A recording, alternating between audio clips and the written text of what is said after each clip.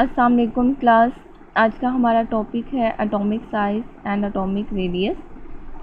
हम इसके बारे में डिस्कस करने से पहले थोड़ी सी प्रीवियस नॉलेज को, थोड़ी सी प्रीवियस इंफॉर्मेशन को डिस्कस करेंगे।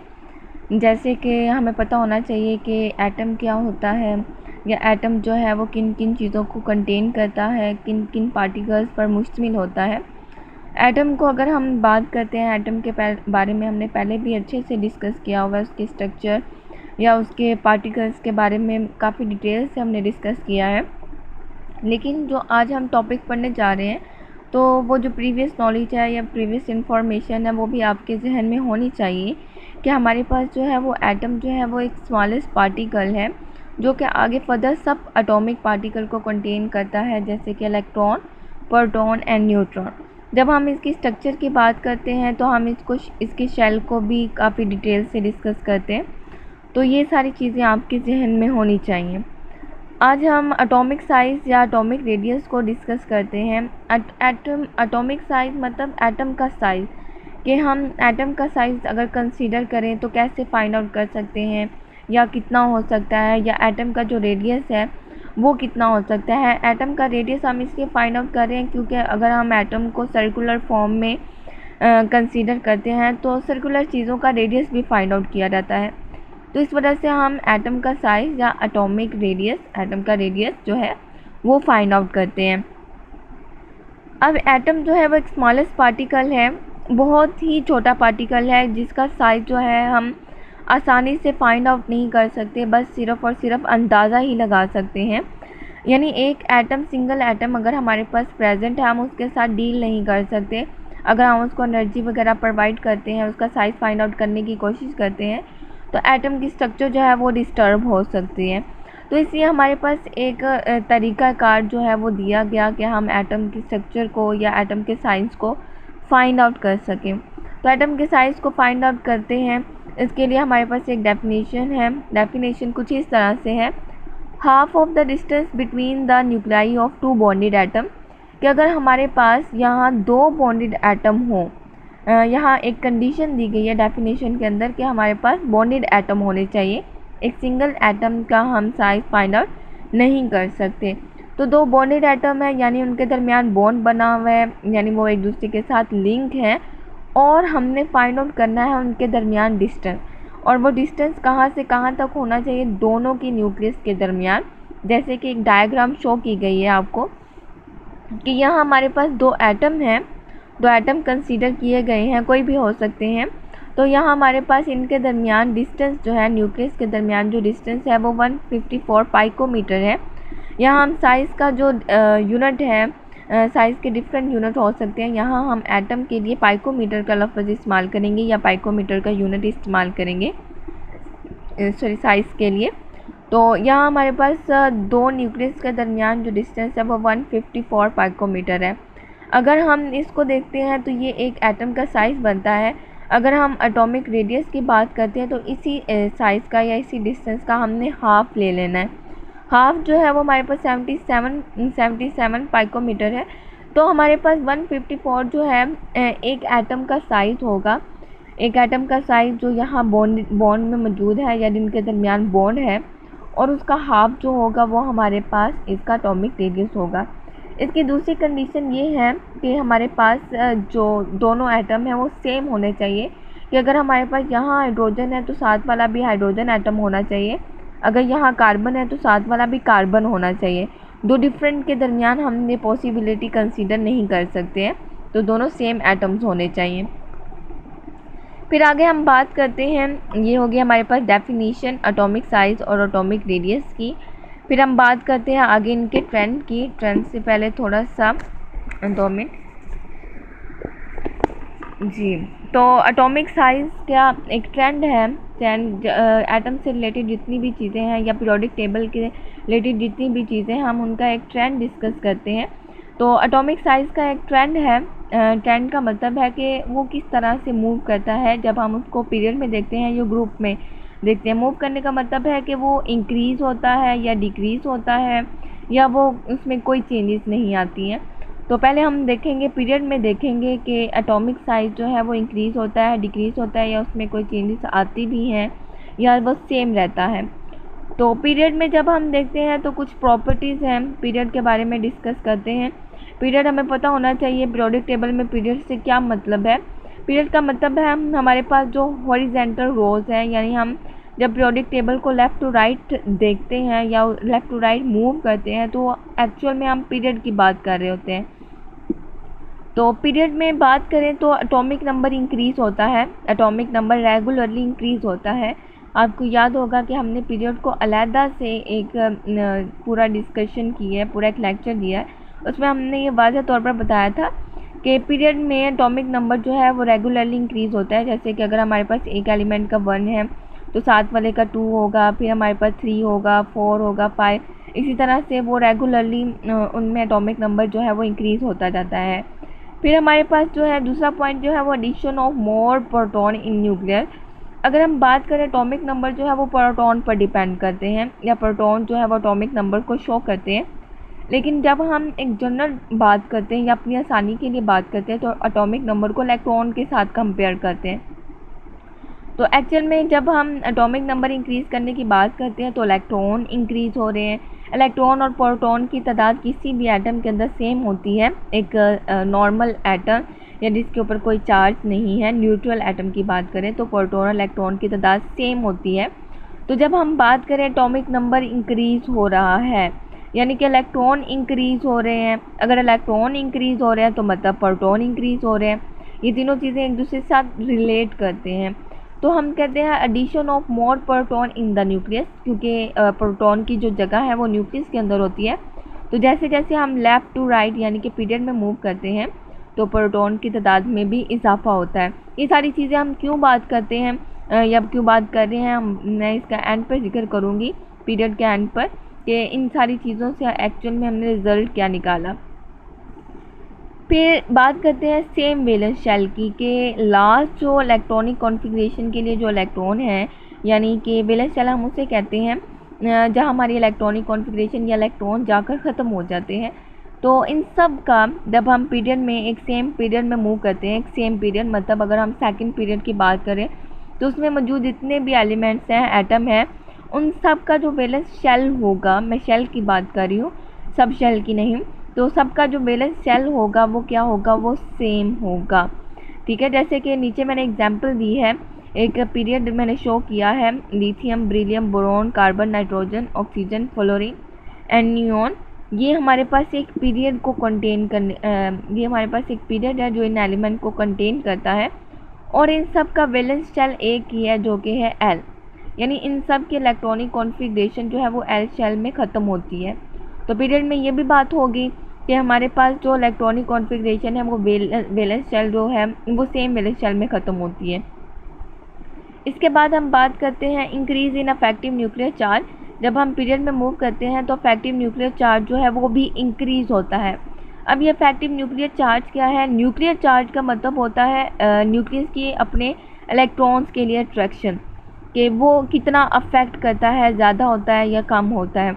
इसकी एग्जांपल मैं दूंगी, यहाँ हमारे पास ये कंसीडर कीजिएगा, एक ये मेरे पास एक एलिमेंट है, ये एलिमेंट है, जैसे एग्जांपल के तौर पर, सिर्फ एग्जांपल आपने देखनी है। ठीक है, तो अगर हमारे पास इसके न्यूक्लियस में 15 प्रोटॉन है तो जाहिर सी बात है कि इसके शेल में या जितने भी शेल है, मैंने यहाँ एक शो किया है, इसका मतलब ये नहीं है कि एक ही है, जनरली शो किया है। तो हमारे पास अगर इसके न्यूक्लियस में 15 प्रोटॉन है तो इसके पास जो है वो 15 ही इलेक्ट्रॉन होंगे। ठीक है, अब हम नीचे वाला एक एटम है, उसके बाद अगर उसके पास 18 प्रोटॉन है तो मतलब उसके पास 18 इलेक्ट्रॉन भी होंगे। अब यहाँ 15 चीज़ें जो हैं, 15 प्रोटॉन जो है वो 15 इलेक्ट्रॉन को अट्रैक्ट कर रहे हैं, पॉजिटिव नेगेटिव को अट्रैक्ट करता है, यही एटम के अंदर भी होता है। तो यहाँ देखें तो हमारे पास 18 प्रोटॉन जो है वो 18 इलेक्ट्रॉन को अपनी तरफ अट्रैक्ट कर रहे हैं। तो 15 चीज़ों की अट्रैक्शन ज़्यादा होगी या 18 की? जाहिर सी बात है ज़्यादा होंगी तो अट्रैक्शन ज़्यादा होगी। और देखें ज़रा शेल भी है, इन सब की पीरियड की बात करें तो शेल तो उनमें सेम ही होता है, शेल का तो फ़र्क ही नहीं होता। तो इलेक्ट्रॉन का फ़र्क है, इलेक्ट्रॉन की वजह से प्रोटॉन का फ़र्क है।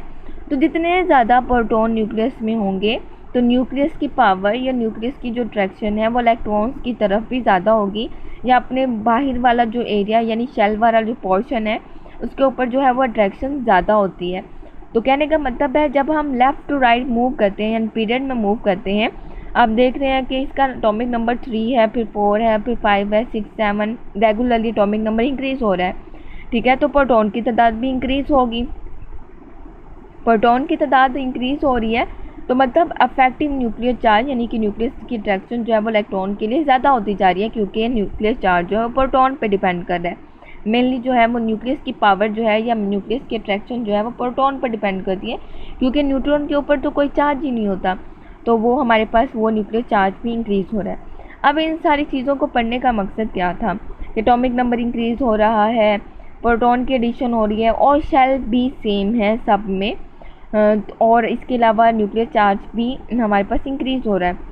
तो इसका पढ़ने का ये मकसद था कि इन सारी चीज़ों की वजह से जब हम लेफ़्ट टू राइट मूव करते हैं, हम पीरियड के अंदर मूव करते हैं, तो एटम का साइज डिक्रीज़ हो जाता है। ठीक है, जैसे कि हमने बात की कि प्रोटॉन ज़्यादा हैं तो अट्रैक्शन जो है वो न्यूक्लियस की ज़्यादा है। तो जब हम लेफ़्ट टू राइट मूव करते हैं, नियॉन तक जाते हैं, तो उसके पास तो 10 प्रोटॉन है। अगर लिथियम की बात करें उसके पास 3 प्रोटॉन है। तो 3 प्रोटॉन की 3 इलेक्ट्रॉन के लिए अट्रैक्शन ज़्यादा होगी कि 10 प्रोटॉन के लिए की 10 इलेक्ट्रॉन के लिए, यानी 3 प्रोटॉन 3 इलेक्ट्रॉन को ट्रैक कर रहे हैं और यहाँ जो है वो 10 प्रोटॉन जो है वो 10 ही इलेक्ट्रॉन को ट्रैक कर रहे हैं। तो किसकी अट्रैक्शन ज़्यादा होगी? डेफिनेटली हमारे पास जो है वो नियॉन की अट्रैक्शन, नियॉन में 10 जो प्रोटॉन मौजूद है उनकी अट्रैक्शन इलेक्ट्रॉन के लिए ज़्यादा होगी।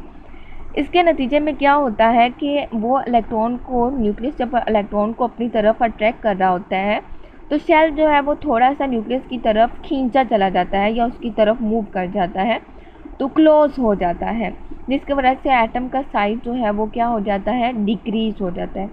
तो इन सारी चीज़ों से ये प्रूव हुआ कि जब हम नॉर्मली पीरियड में मूव करते हैं, एटॉमिक साइज जो है वो क्या होता है? डिक्रीज होता है पीरियड के अंदर। हम एक एलिमेंट की बात नहीं कर रहे बल्कि एक पूरे ट्रेंड की बात कर रहे हैं, एक पूरे पीरियड की बात कर रहे हैं। ठीक है, इसी तरह से हमारे पास सिंपल जो है वो ग्रुप में बात होती है। ग्रुप में बिल्कुल सिंपल है, उसमें हमें ज़्यादा जो है वो इसको नहीं देखना पड़ता। ग्रुप में जो है हम कहते हैं अफेक्टिव न्यूक्लियर चार्ज जो है वो डिक्रीज़ होता है।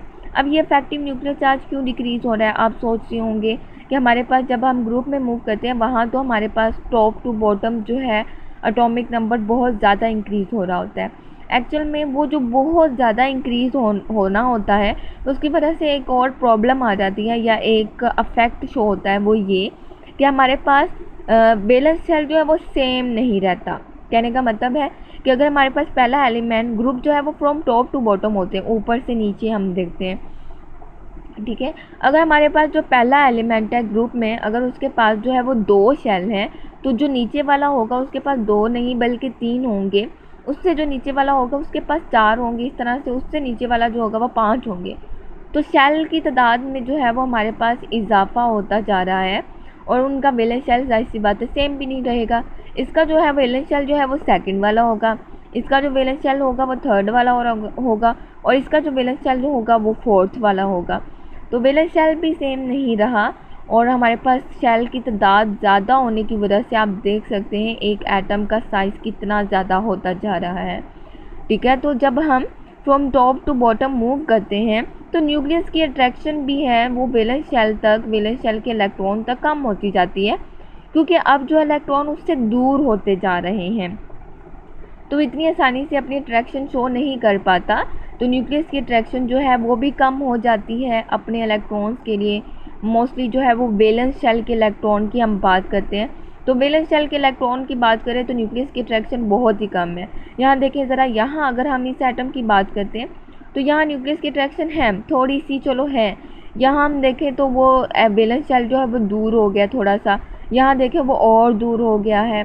तो न्यूक्लियस की अट्रैक्शन जो है वह आहिस्ता आहिस्ता क्या होती जा रही है? कम होती जा रही है। रीज़न क्या थी कि हमारे पास जो है वो इलेक्ट्रॉन की एडिशन जो है वो एक नए शेल के अंदर होती जा रही है। जब हम नए पीरियड में जाते हैं, हम ग्रुप में देखते तो है वो एलिमेंट में, लेकिन वो एलिमेंट जो है वो फर्स्ट पीरियड का होता है, सेकंड का होता है, थर्ड का होता है, इस तरह से फोर्थ का होता है, फिर वो एक ग्रुप बनता है हमारे पास। तो हमारे पास नंबर ऑफ़ इलेक्ट्रॉन जो हैं वो इंक्रीज़ तो होते हैं बहुत ज़्यादा गैप के साथ, उस गैप की वजह से जो है वो शेल की तादाद में इजाफा होना शुरू हो जाता है। तो हम कहते हैं कि from top to bottom in a group जो है वो एटॉमिक साइज़ इंक्रीज़ होता है किसी भी एटम का। ये जो बातें हमने की है वो नॉर्मल एलिमेंट्स की हैं, और याद हो तो आपको हमने नॉर्मल एलिमेंट्स में 2 ब्लॉक्स पढ़े थे, एस एंड पी ब्लॉक। ठीक है, अगर हम एस और पी ब्लॉक की बात करते हैं तो उनमें ये जो चीज़ें हमने पढ़ी हैं वो नॉर्मल हैं और यही फॉलो होती हैं। लेकिन जब ऐसे पीरियड की बात करें, मोस्टली पीरियड में ग्रुप में तो चलिए हम बात करें तो वो एस ब्लॉक के पहला ग्रुप आ जाता है, उसमें सिर्फ और सिर्फ एस आ जाता है। सेकंड की बात करें उसमें सिर्फ और सिर्फ जो है उसमें भी एस ही आ जाते हैं, वो भी नॉर्मल एलिमेंट है। पी की बात करें वो सारे ऊपर से नीचे तक सारे जो है वो नॉर्मल बनते हैं। ठीक है, थोड़ी सी चेंजेस के साथ। लेकिन जब हम बात करते हैं पीरियड में बात करते हैं, सारे पीरियड एक जैसे नहीं हैं। कुछ पीरियड जो है वो हमारे पास डी ब्लॉक को भी कंटेन करते हैं। डी ब्लॉक को यानी कि ऐसे एलिमेंट जो जिनकी इलेक्ट्रॉनिक कॉन्फ़िगरेशन जो है वो डी सब शेल में ख़त्म होती है। ठीक है, तो जब हम डी ब्लॉक की बात करते हैं तो वहाँ हमारे पास शेल में थोड़ा सा फ़र्क आ जाता है। हमने इसके बारे में पहले भी पढ़ा है कि डी सब शेल जो है इन्वॉल्वमेंट उसकी डिफरेंट तरीके से होती है, जिसकी वजह से हमारे पास पहले अगर साइज़ जो है वो रिड्यूस था या कम था, आहिस्ता आहिस्ता वो डी में आकर इंक्रीज़ होना शुरू हो जाता है। अब देखिए, हमने जब नॉर्मल एलिमेंट्स में ये बात पढ़ी है तो नॉर्मल एलिमेंट्स में जब हम पीरियड में मूव करते हैं तो एटॉमिक साइज़ क्या होता है, डिक्रीज़ होता है। लेकिन ऐसे पीरियड जिनमें डी ब्लॉक आ जाता है या डी यानी कि ट्रांजिशन मेटल्स आ जाती हैं, ट्रांजिशन एलिमेंट आ जाती हैं, डी ब्लॉक के एलिमेंट आ जाते हैं, तो उनमें सेंटर में कुछ पॉइंट ऐसे आते हैं कि साइज़ इंक्रीज़ होना शुरू हो जाता है। ये हमारे पास एक एक्सेप्शनल केस है और तभी होता है जब हम डी ग्रुप को इन्वॉल्व करते हैं या डी ब्लॉक एलिमेंट्स को डिस्कस करते हैं। ठीक है, तो आपने ये अच्छे से लर्न करना है। इसके अलावा कोशिश करनी है कि खुद से आप जो है वो 4 या 5 MCQs या शॉर्ट क्वेश्चन बनाने की कोशिश करें, ताकि आपको पता चले किस तरह से हमारे पास क्वेश्चन बन सकते हैं या आपसे पूछे जा सकते हैं। ठीक है, आज का हमारा टॉपिक यहाँ पे एंड होता है।